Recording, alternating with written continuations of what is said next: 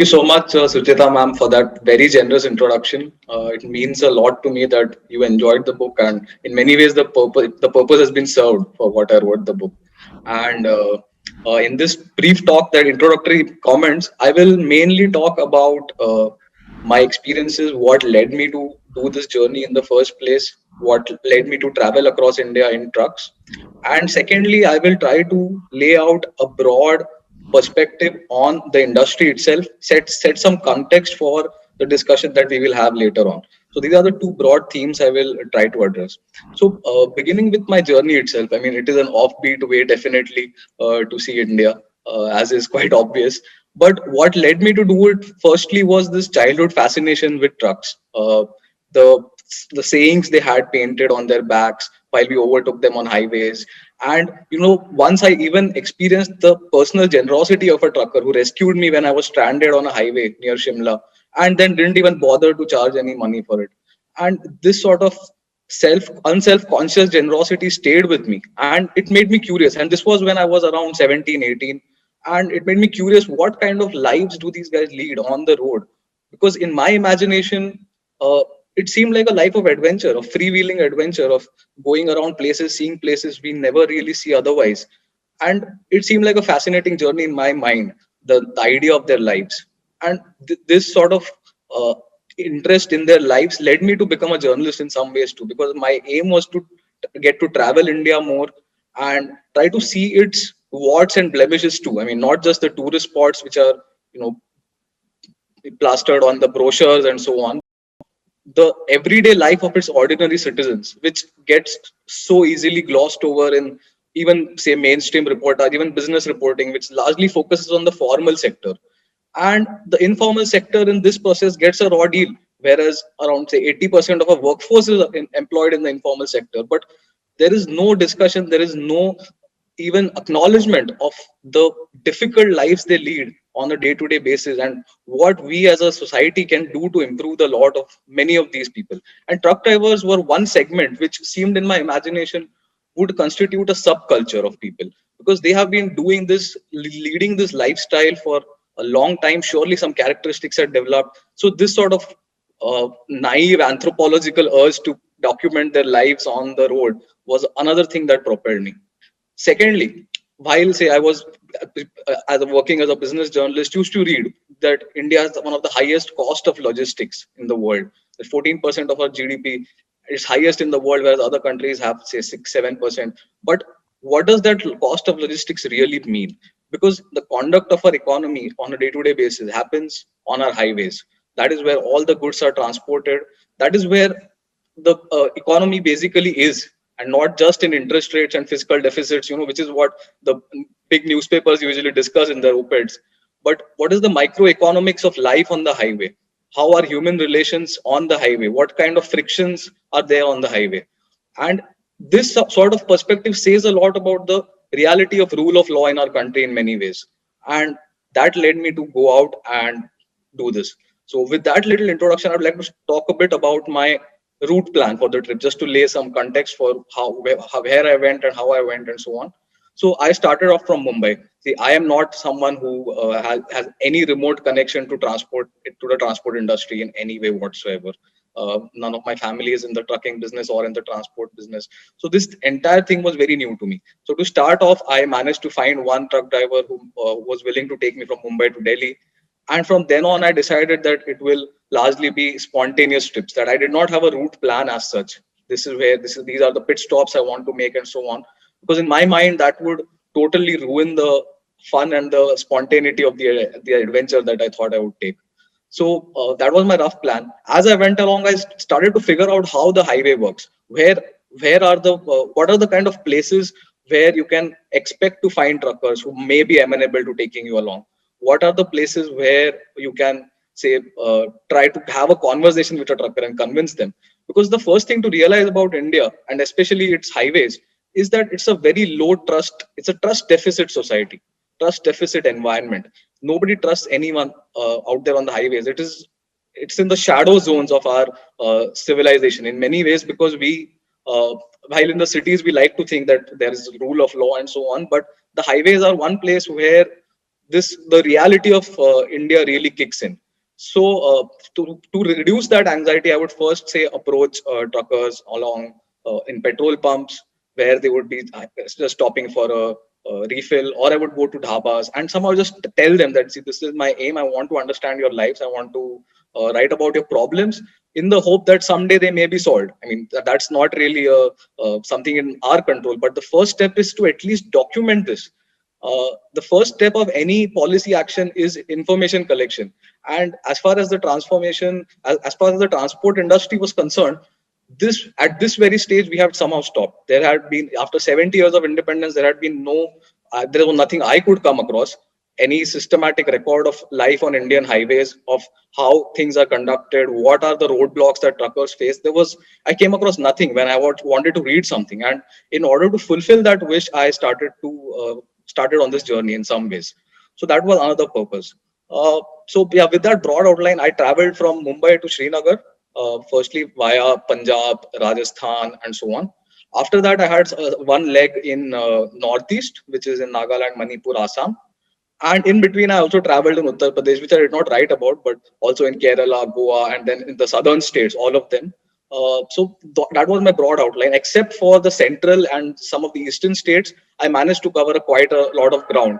Because India is so huge, it's almost impossible to cover it all and do justice to all its rich sub-regions. So that was my broad route plan for the trips in some ways. So with this background aside, I would now like to talk about the transportation and the trucking industry itself. And first, I would like to begin with one very overlooked aspect in this particular field, which is how a truck itself is made. And most laypersons have the belief that the truck just comes out of the factory like it looks, and that's how it works. But the surprising reality, at least for me, was to see that uh, trucks are built in these massive workshops almost entirely by hand. And there are around 15 to 20 types of specialized artisans who are employed in working in firming up one truck. It takes one whole month to build a truck, so it's essentially like building a house.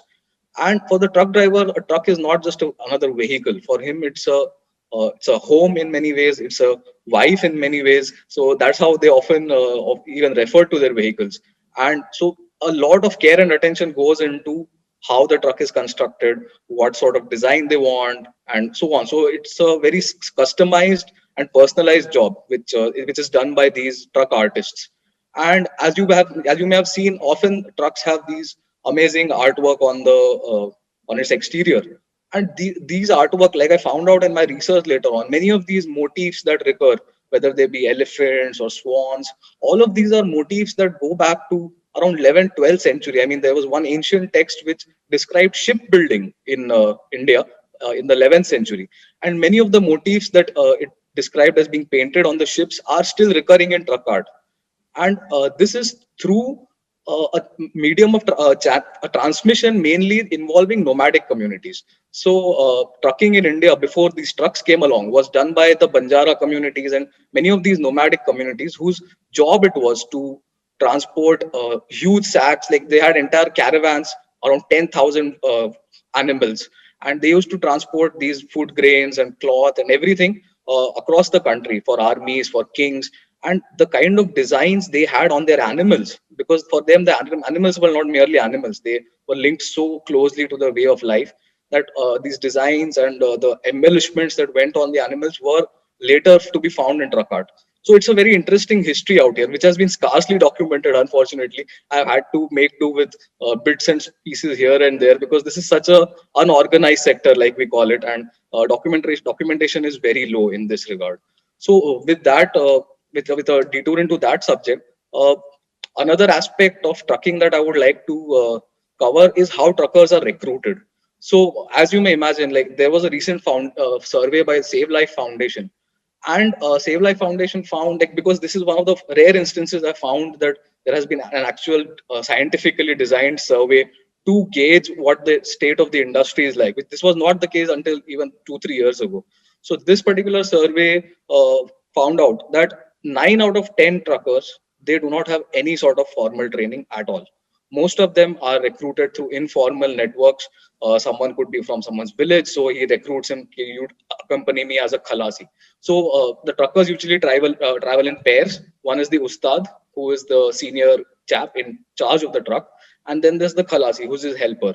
So this khalasi is typically someone from his village, someone from his caste, someone from his extended family, and that is how these guys are inducted. They learn the tricks of the road on the job for a year or two, in which they have to do the bidding of the ustad. Basically, you are get for the privilege of learning to drive a truck. You have to serve the ustad for a year or a year and a half, and you're paid a nominal amount, and your needs are taken care of on the road. So that is how the industry recruits its people in the first place. So formal training is very low, and even when you get the license, there are often no tests conducted. So all these issues often lead to poor driving skills also sometimes, because especially in the younger truck drivers, they uh, they do not have any sort of formal training, and often the quality of the training that the ustad imparts can also be patchy. So these are some of the issues involved in, say, training truckers. And next comes the structure of the transportation industry itself, which I suppose we will delve into a bit more later in the discussion. So one would imagine that transportation just means like one guy who wants his goods delivered, he'll just call up a truck owner, and the job is done. But the truth is that the transportation industry is riddled with intermediaries, and these intermediaries are like they are two sets of intermediaries, not just one. So one set will represent the guy who wants to get his goods transported, and the other set will comprise of the guy who deals with the trucker and brings him. And the share of the proceeds that is cornered by the intermediaries is very high. I mean, it's around 20 to 30% going by various sources. Some even say 40%. And because of this structure, the kind of wages that the truck drivers get at the end of the day is severely affected, because a large share of the proceeds is cornered by the intermediaries. One trucker, for example, told me कि India तो ये दलालों का देश है, and that really stayed with me, because the stranglehold of the intermediaries, whether it be in trucking or in agriculture or in various fields, they are such entrenched interests whose who try to prevent in many ways any sort of reform, whether it be tech-led intermediation or so on. And this is one big aspect of the this industry that needs to be looked upon, that needs to be worked upon in some way. If we really want truckers to get a reasonable lifestyle, if you want people to actually come into trucking, because the sad reality is that most of the truckers would not even recommend trucking as a profession to their own family. So 85% of truck drivers in the Save Life Foundation said that they would not recommend trucking to their own family. Over half of them said they are totally unsatisfied with their job. So if we want people to come in, because this trucking, the driver shortage is slowly coming to a state of crisis.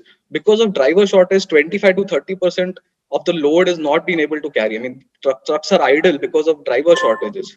So we need to make trucking a more attractive option, an attractive way of life in some ways, and there are some good startups which are trying to do this for them. For this thing to happen, we need to understand and recognize what are the broad issues that truckers face on the road. So, firstly, the most obvious one perhaps is the risk of accidents. Driving day and night is a very, very lonely, dangerous job, which is very likely to get you killed, probably more so than serving at the border in some ways. And because the kind of sleep deprivation these guys operate under, there is no fixed working hours. And most of the guys I traveled with were traveling on barely 2 to 3 hours of sleep, which was just mind boggling to me. And some of them would only stop the truck and park it only when they caught themselves sleeping at the wheel. So more than are this typical idea we have of alcoholic truckers, which is a huge stereotype in India and in the media and so on, which I did not find it had any basis to it. Most of the drivers I traveled with told me they were very much conscious of the fact that driving drunk is going to get them killed. It's very likely to get them killed. There was this consciousness. But the biggest killer, in my opinion, is sleep deprivation, because it can instantly take your life. I mean, it's for no real fault of yours, except that your body is so tired that you can't take it. So this is another issue that truck drivers face on the road. One larger, broader issue is that of wage stagnation. And many truckers told me this about their life, that till the 90s things were very good. You know, the real wages that they had were enough for them to live a decent lifestyle, and even they had some level of respect in society. But after that, their wages have stagnated a lot. Inflation has come up, the diesel rates have gone up, insurance rates have gone up, everything has gone up, but their wages have stagnated, which has seriously reduced the real wages that they earn. This is another major issue that truckers face. Another one, of course, is the lack of facilities in on Indian highways, because there is no thought whatsoever paid to the requirements of truckers, because it is just assumed that they'll take care of themselves. It's just there is no recognition of the fact that maybe there's something we can do, which goes in principle to the history of Indian approach of the Indian kings. For instance, in the medieval era, Sher Shah Suri, he built sarais where travelers and merchants could stay for free, and they got food at state expense, and their goods were protected by appointed officials. That was the level of interest that was paid by the state in ensuring the smooth conduct of commerce, which is at the heart of the prosperity of any state. But that is somehow not to be seen in since the British era only. I would say there are most of it has been left to the private sector to look after themselves, and there are no facilities for, say, lodging or toilet facilities, or some dormitories where they can sleep for a night when they are tired. And because of all these factors, other issues like sleep deprivation, all of this starts to come in. And so, yeah, this is another issue that I would like to talk about. Another one, of course, is the lack of respect in society. Most of them have internalized a perspective of themselves as outcasts, as pariahs. And this internalization of this belief was reflected very well in this one statement made by this trucker to me, who told me that we belong to the 37th caste, which is basically we are someone who is outside this the social mainstream, and we are looked upon with suspicion and hostility. And this really hurts them more than anything. This really gnaws at them. They know that wherever they go, they will be looked upon with suspicion. And it even when there is an accident, like when one trucker told me, the public will always blame us, irrespective of the facts of the case. And whereas the bus driver possibly gets some support from his passengers, we will always be considered the culprits, that you are the one driving drunk. So they have to be doubly careful. And this also in turn leads to a counter reaction, right, towards society, because then you are not respected, you also develop contempt for uh, the larger society in many ways. And this is not healthy. Apart from that, of course, on the road, there's a lot of extraction that happens from them, and it's systematic in many ways. This collection of money, and like Save Life Foundation, for instance, estimated that 50,000 crore is extracted every year from truckers in bribes. So this is, of course, a big issue which is plaguing the transportation sector. So these are the broad issues that truck drivers themselves face. Of course, there are things that the government is doing for them also. For example, in some states, I found that the government has built these truck lay-bys, which are meant for them to park their truck, maybe cook food or wait for a load, and so on, which I thought was very thoughtful. So if these sort of practices are embedded while we are expanding our highways and so on, and if there's some sort of acceptance and acknowledgement is there, the end users of our highways are not just car owners, they are essentially truck owners. Because while we as commuters, we just inhabit the road for some time, right? We are just passerbys, but these guys live on the highways. The highway is their home, and that sort of recognition needs to creep into the policy circles for there to be adequate facilities built, and at a large scale. There are individual attempts here and there, but by and large, there's still a lot to be done that can be improved for truck drivers. So yeah, with that broad overview of this sector, I would like to pass on the discussion to Sucheta ma'am to take it forward. Thank you. Thanks so much, Rajat. I think that was a wonderful overview of everything that you went through. I wish we could have had time for more stories, but I really think read the book. Okay? So, to my mind, I think all this happened 5 years ago. His journey was 5 years ago, and a lot of things have changed. So, the big game changer since Truck Day India, I would say, has been technology. There are better trucks loaded with technology, tolls, you have FASTag, you have e-way bills now. all this is supposed to have made a difference. You have Google Maps and you have faster data, access to data, which allows better tracking, planning, control over journeys. People have smartphones, so all the drivers can afford the smartphones as well, which possibly wasn't so about 5 years ago. So I thought we should start the discussion with how technology is making a difference, including for disintermediation. Rajat's book, as he said, talks about how agents on two sides gobble up a big chunk of the costs, and we know that there is a lot of change in that direction. So I'm going to kick off this discussion by asking Ramesh, who's really our logistics expert with phenomenal experience in this field, to talk about, I thought each of the panelists could talk about one area, but at the moment, to start it off, may I ask Ramesh to speak on what difference technology has made, and especially e-way bills. Has it increased speed? Has it improved lives? Over to you, Ramesh. Thanks, Sujita. Thank you very much for the invitation. I am very happy to see, somebody like you taking a lot of interest in trucking segment, particularly on the drivers. And, usually I usually call them as the weakest supply chain link. Right from the Prime Minister till, the panwala outside your society, thanks to COVID, everybody is talking about supply chain. So it has become so common these days. Okay, so outside your panwala feels that he's not getting the Banarsi, pan. So that is why he feels, the supply chain disruption. See, today, we have excellent roads, we have excellent vehicles, but there is a huge shortage of truck drivers for a simple reason: the drivers are not getting treated properly. That's one point.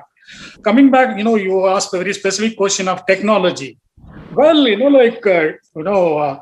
you really take a look at it, if you talk to any truck driver, ask him, you have a smartphone. He will say, "Nahi, mere paas nahi, I don't have it." So, but if you ask him whether he uses a WhatsApp, whether he watches movie, whether he watches song, he will say yes. So for him, yes, today, a lot of youngsters are coming into the field. A lot of these 50 plus drivers are gradually getting out of the field.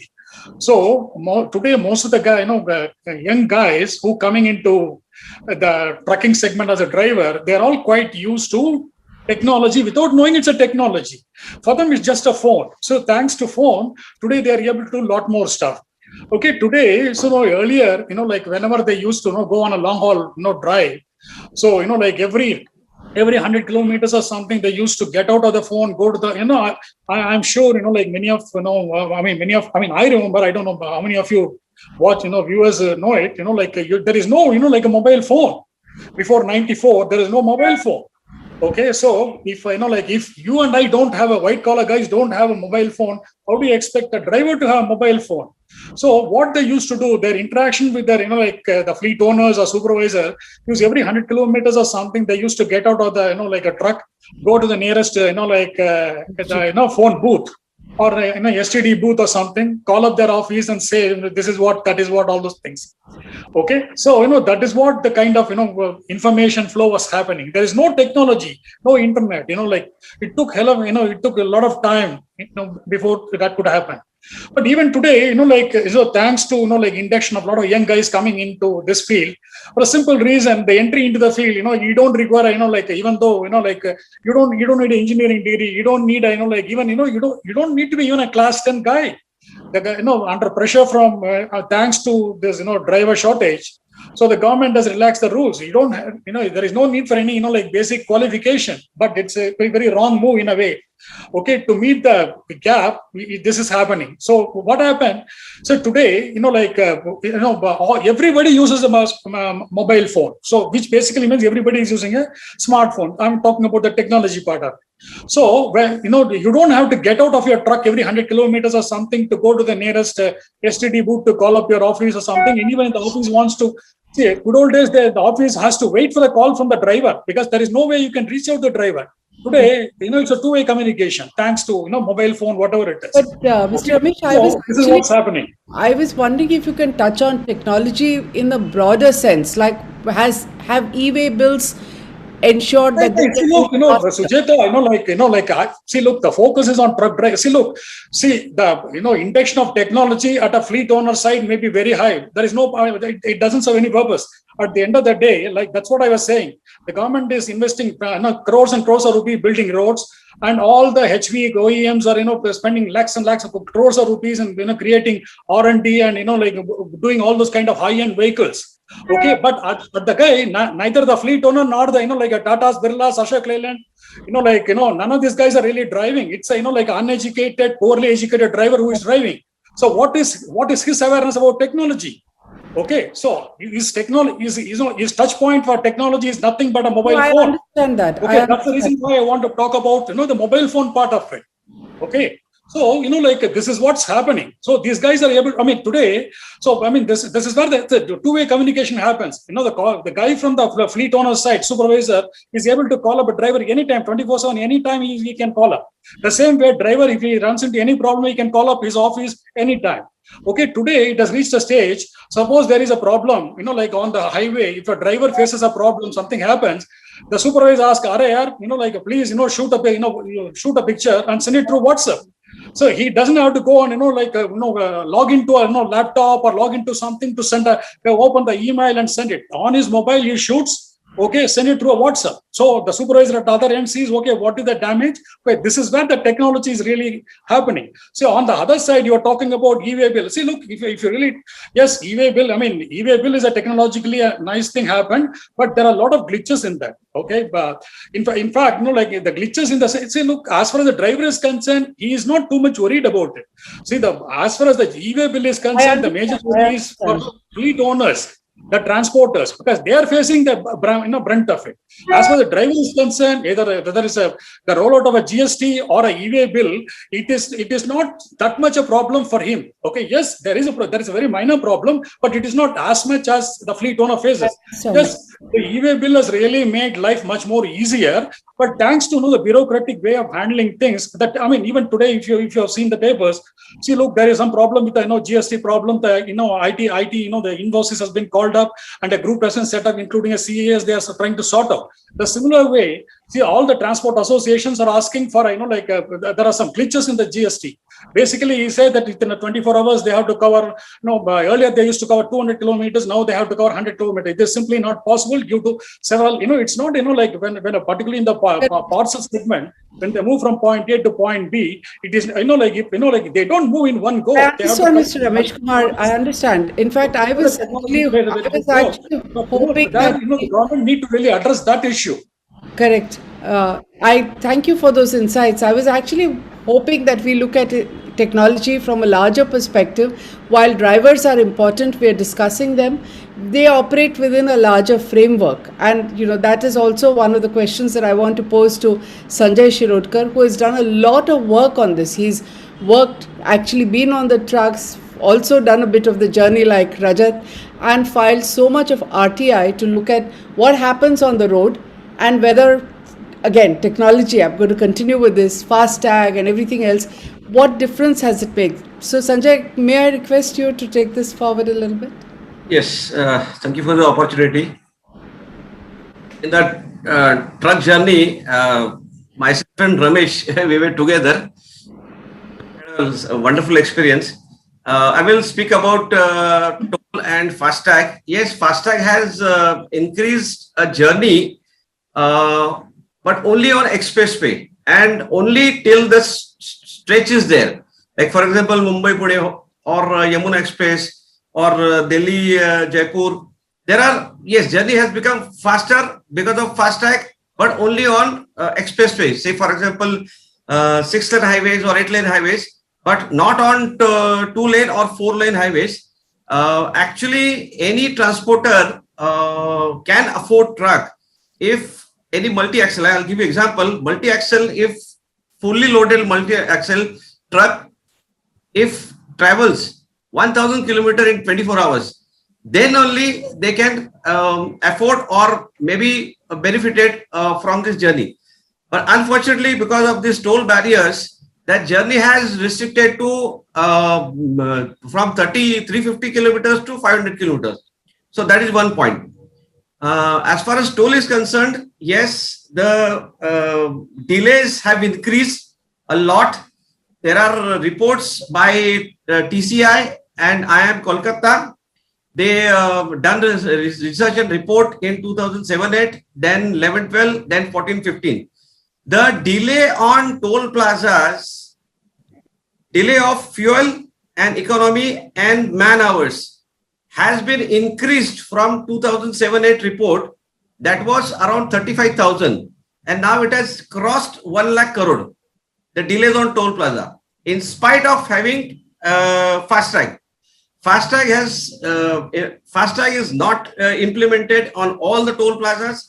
We have more than 1,000 toll plazas, 750 plus national highways plus respective state highways. Now, Rajat mentioned one word called truck lay-by, and he said, "Aisa chahiye ya hona chahiye."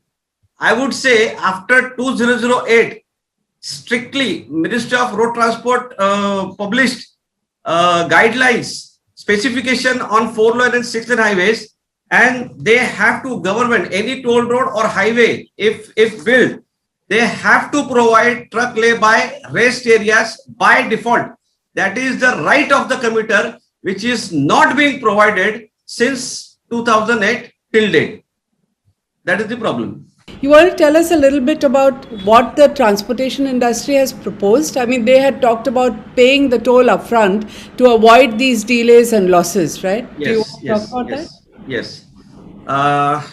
Transport industry initiated by AIFTC, All India Motor Transport Congress, and couple of unions. They have got together. Wrote the letter. They have met in 2012. Then PM. Then 2014, 15, 16, current PM. Secretary Roads, Ministry of Road Transport, they have requested barrierless, seamless traffic. They agreed to pay. They shown interest. Whatever will be the toll amount the government collects, we are ready to pay every year on 1st of January. Whatever will be the amount. Amount was in 2014-15 that the amount was 35,000, but government did not agree to that or didn't show any interest on that particular proposal, because if you see the simple calculation, because toll collection is much more than that. 1.5 crore, there are trucks and national highway, national permit bus. Simple 1 crore truck and bus plying on the national highway every day is one toll plaza in 500. Imagine the calculation, yearly calculation, which is much higher. Because of under reporting, not reporting proper vehicle population, not reporting proper toll collection. Only because of that, I think government is not ready to accept the proposal or not willing to do on this subject. On the contrary, we pay so much toll, we don't get anything.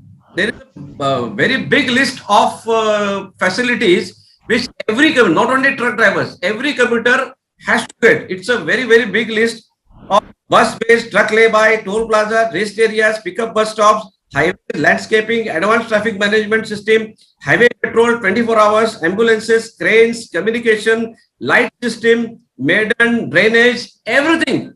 That right of the commuter, but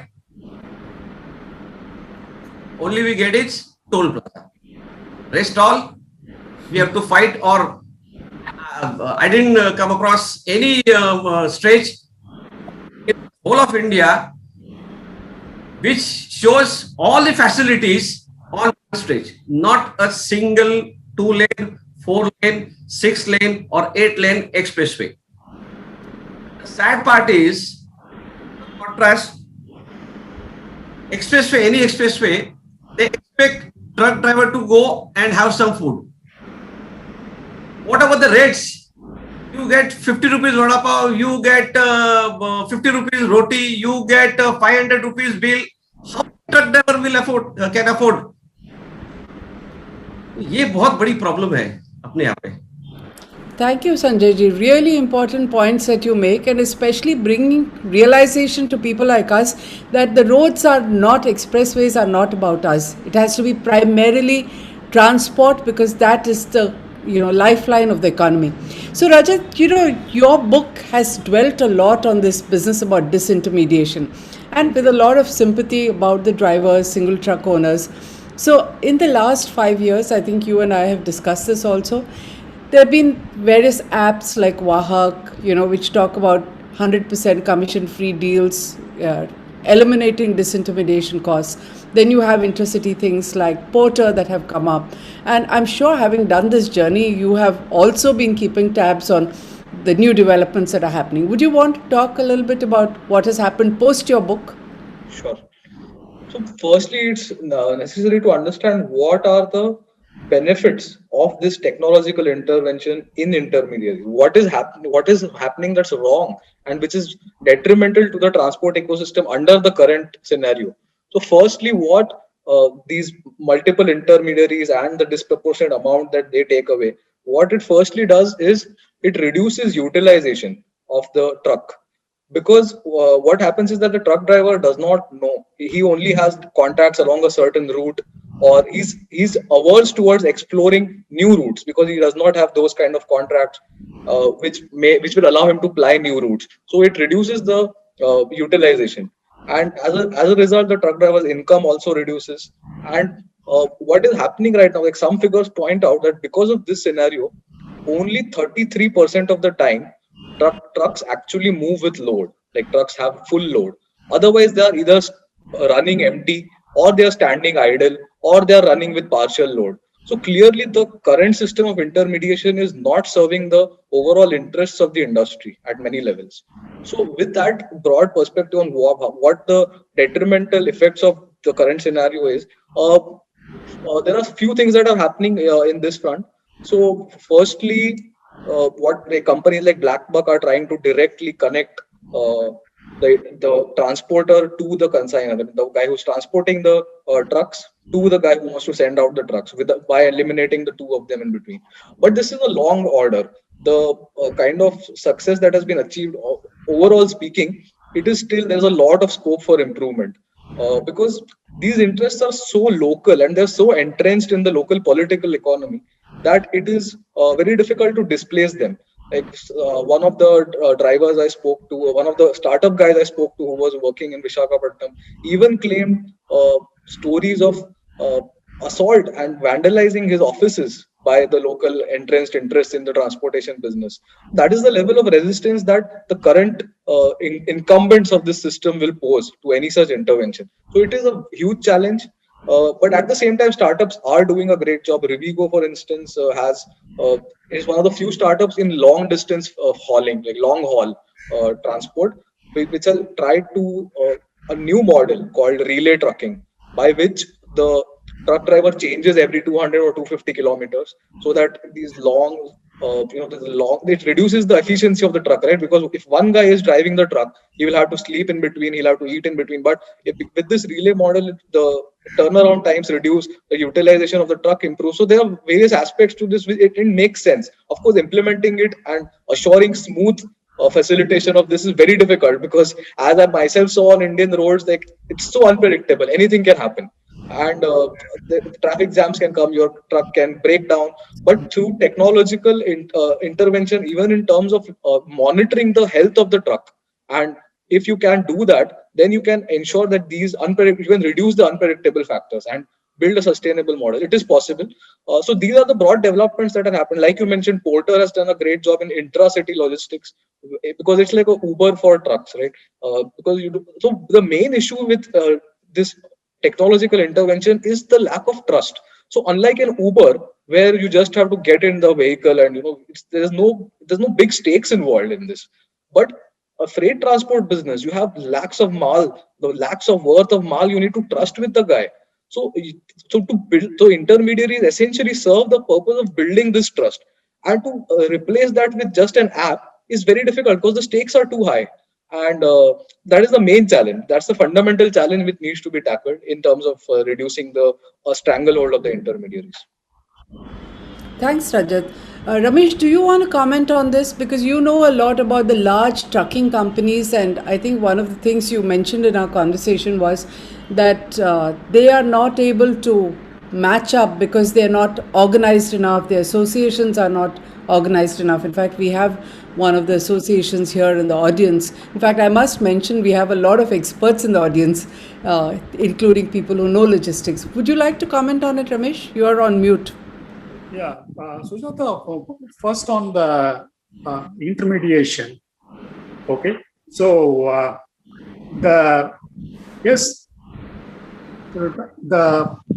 they have to cover a lot of distance.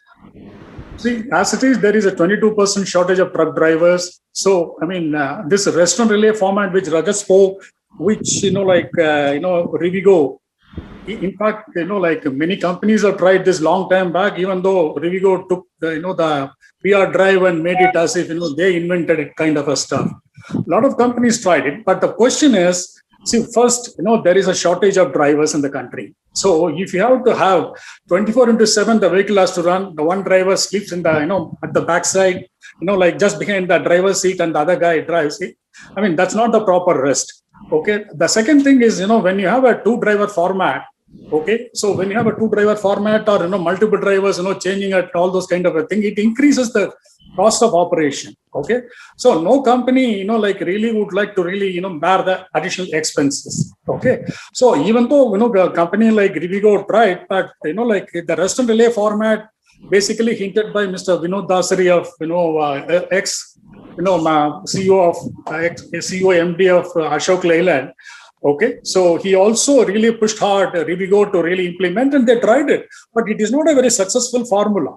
Okay, so coming back, see, look, the other, yes, the basic problem is, the basic problem is, unable to see most of the transport companies are really not able to get the right costing. The question is whether they really have the right kind of, do they really have a clear sense of operational cost? Unless you know how much of money you're spending, over and above that, you have to add your, add your profit margin, and then you fix about, freight, which is not happening. So it is also their own making, for a simple reason: there is a demand supply mismatch.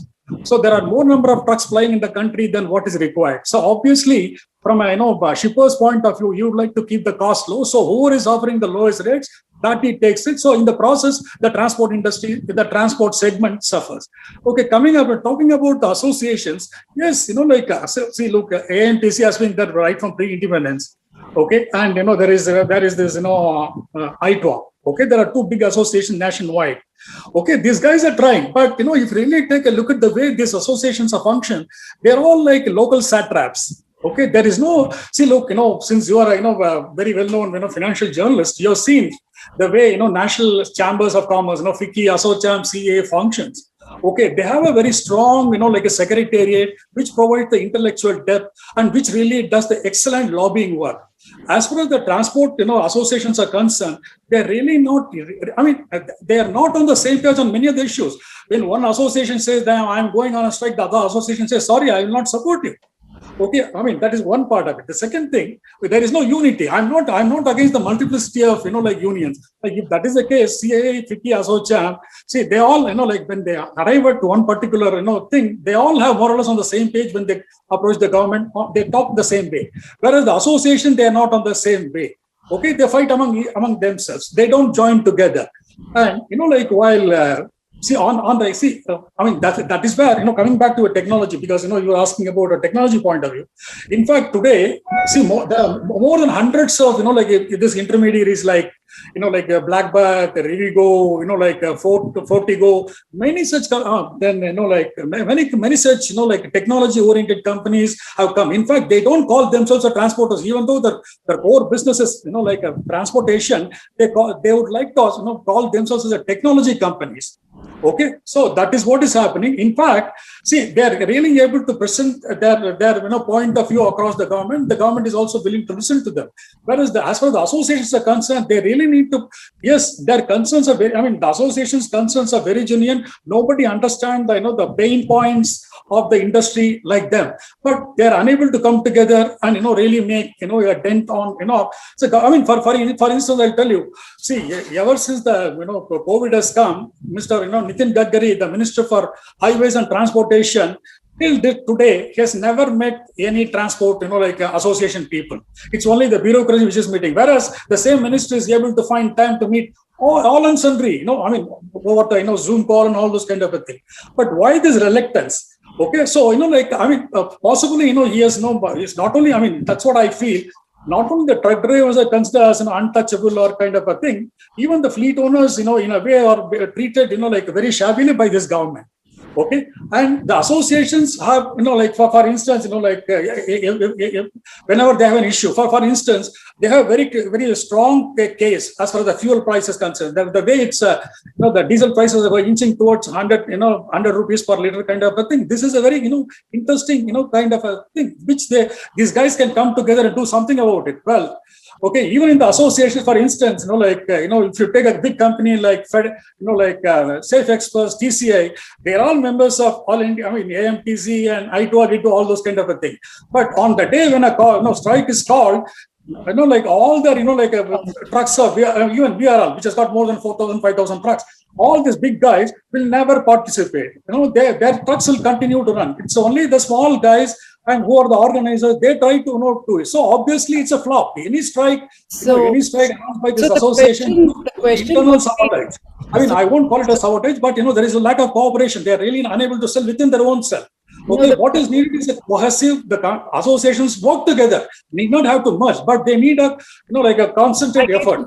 I get your point. The question then would be not just about associations, but whether they're able to make a point.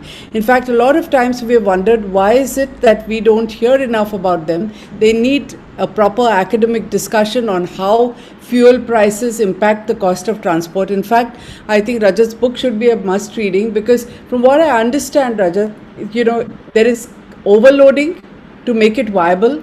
Then Sanjay has told us about the kind of costs because of multiplicity of tolls. There's no study on that to talk about how repeated tolling is adding to costs.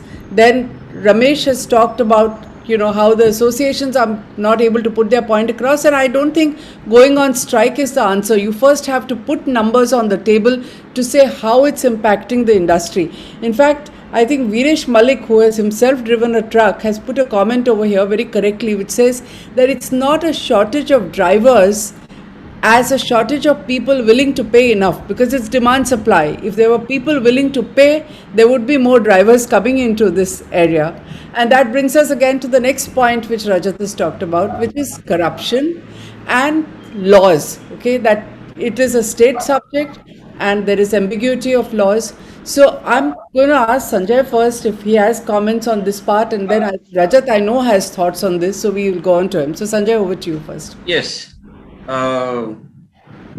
Combination of e-way bill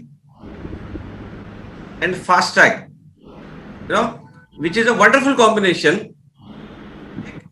The truck, not only truck driver, transportation, road transportation actually should make seamless traffic. Transportation or faster or at the speed of 40 km per hour also in 24 hours, and with the available option of relay. Okay, they should cross 1,000. They should complete 1,000 kilometers in one day, which is possible. Now, problem is, yes, corruption, major corruption. मतलब कुछ भी करेंगे लेकिन खाएंगे. That is the worst part. Yes, overloading में ये लोग फंस जाते. Second part, then it comes to dimension, new laws, dimension of length, dimension of height, dimension of, यहाँ पे बहुत चोरी होती है, यहाँ पे वो फंस जाते. Now the point is corruption major. If center implements anything or gets in some new laws or amendment or wonderful thing, do not apply. It is a major conflict between state and central also. That is also affecting the transport sector. Last but not the least, there is no unity among the transport people union. There is a problem of north-south dialogue. बहुत बड़ा problem है. Very interesting. I think Rajat has talked about it, the north-south difference, and how things are possibly a little better in the south. Maybe we are all South Indians, we like to say it. But you want to talk about that, the fact that ambiguity of laws allows corruption, also allows drivers to be harassed and fleeced, and the huge difference between what happens in the northern states, especially what you've described, quite chilling in the northeast, and as compared to that, what happens in South India. Yeah. So, ma'am, like the fundamental principle behind the law, like as Napoleon said, should be that it should be simple enough for a peasant to read, and it should be concise enough for it to fit into his pocket.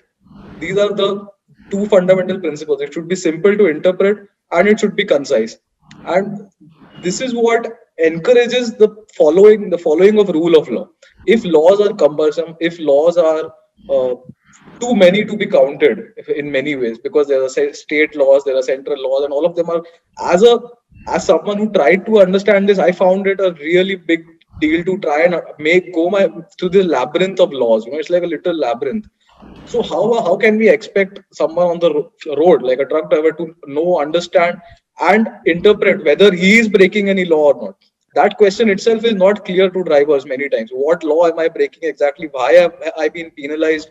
And it can be quite comical in sometimes. I mean, it's dark humor, but it can be quite comical, because in one instance, I found out that many drivers in the south were complaining of this one fine called mechanical, which was imposed on everyone and indiscriminately, and with receipt though. But none of them seemed to agree upon what the reason was behind what was the reason behind this mechanical penalty. Some thought, like Sanjay sir said, it had something to do with the dimensions. Others thought maybe I'm not wearing a uniform. The interpretations vary depending on what law the driver thought he was breaking.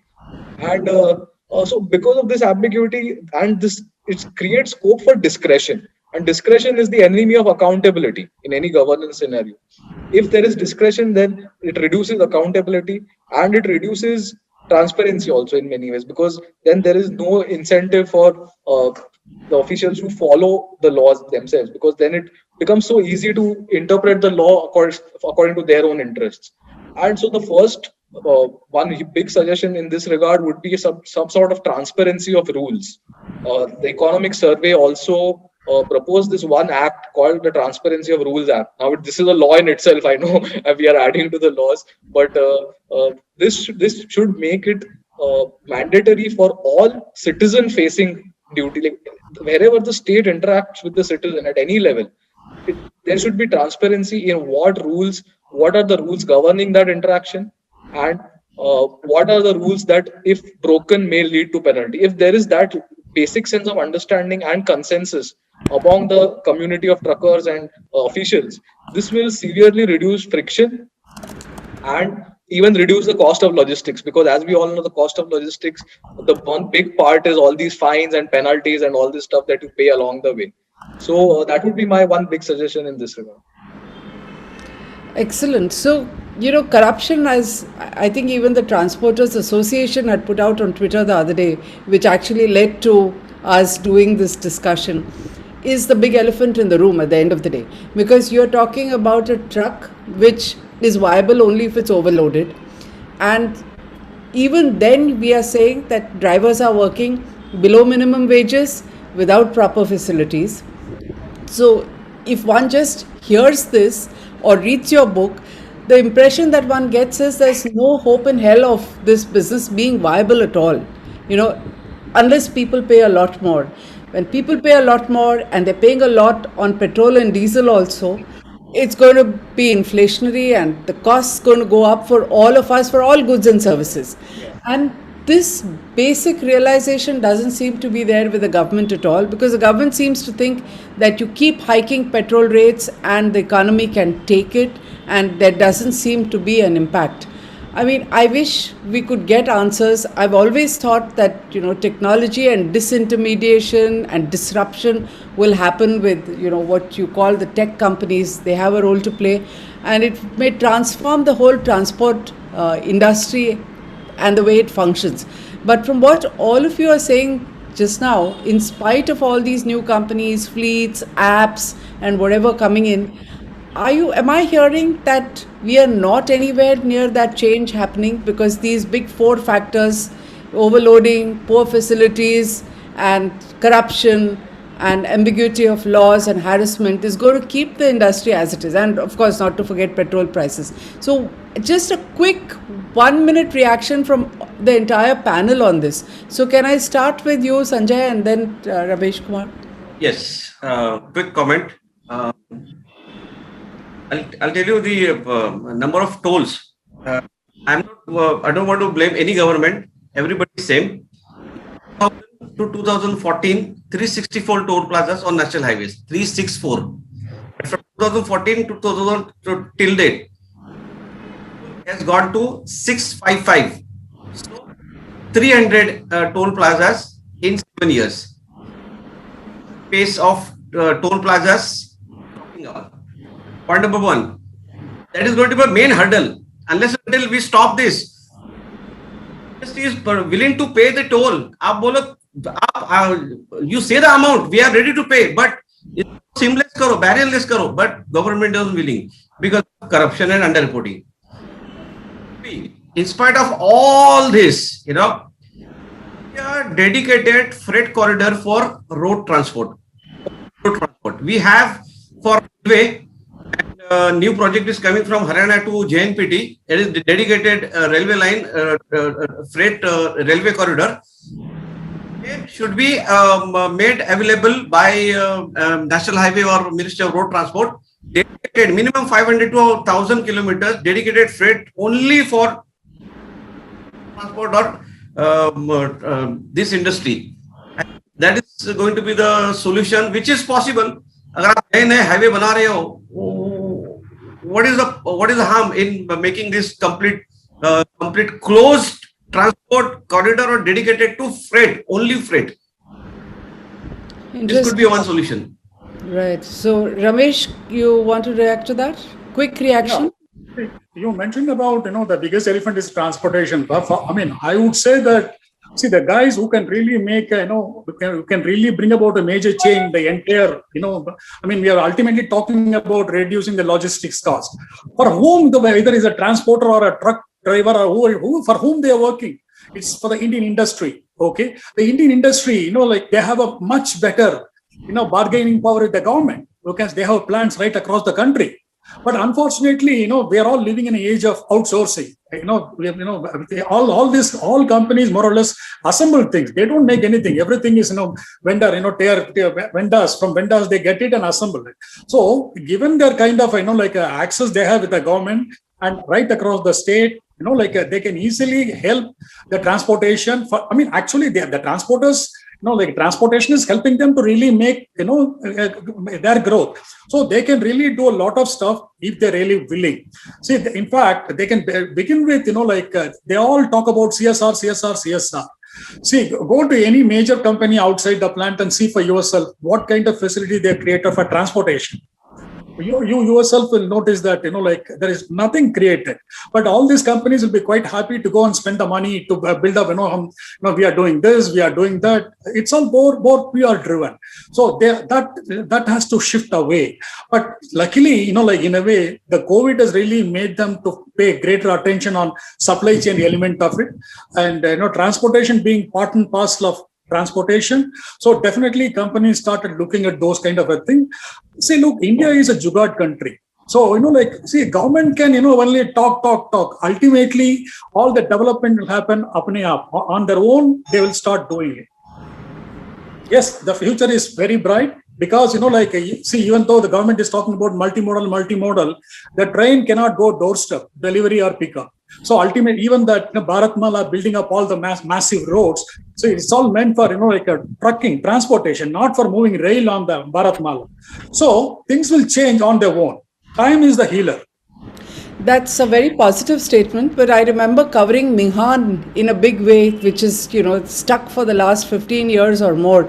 And it was this great multimodal transport plan with Nagpur as the hub and, connecting rail, road, and air cargo with this whole airport being built. And it's such a tragedy that Mihan has just not materialized at all, in spite of Nitin Gadkari coming back to the center as transport minister. It's being based in Nagpur. You have a BJP government with a focus on Nagpur. And I'm so surprised that in the last 7 years, there's no mention of Mihan. Since you talked multimodal, I think this is a issue that needs to be flagged over here. But quick comment from Rajat on this, and then I think we should open up to our audience also, because we have a lot of experts here and some interesting comments. So Rajat, would you like to come in on this issue?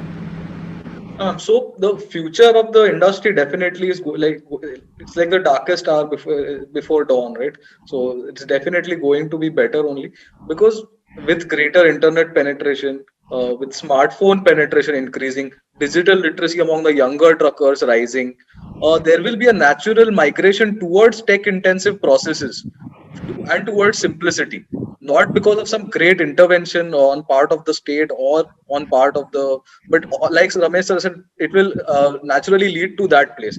But that said, it's still a long way off because, like I earlier mentioned, there are entrenched interests, there are vested interests, there is the natural resistance and inertia, which is so typically Indian to any change, that will, for some time at least, hold us back. But disintermediation, like you said, ma'am, is the way to go forward because what this is, it will the kind of utilization loss we are experiencing because of these intermediaries is huge. When there is no information visibility, so say a trucker wants to take on load, he is free, he does not, he is willing to take on load, but he does not have the information networks to discover load because of the fixed intermediaries that he deals with. Because of this, he is not using his truck properly, because of which there is overloading, because in order to make his thing work, he has to overload the truck, whatever limited trips that he gets. So all these problems are then ultimately linked to the fact that the intermediaries are there and they are leading to severe utilization losses for trucks. And until this essential conundrum is solved, technology is the way to deal with this, and I believe it will deal with it better going forward.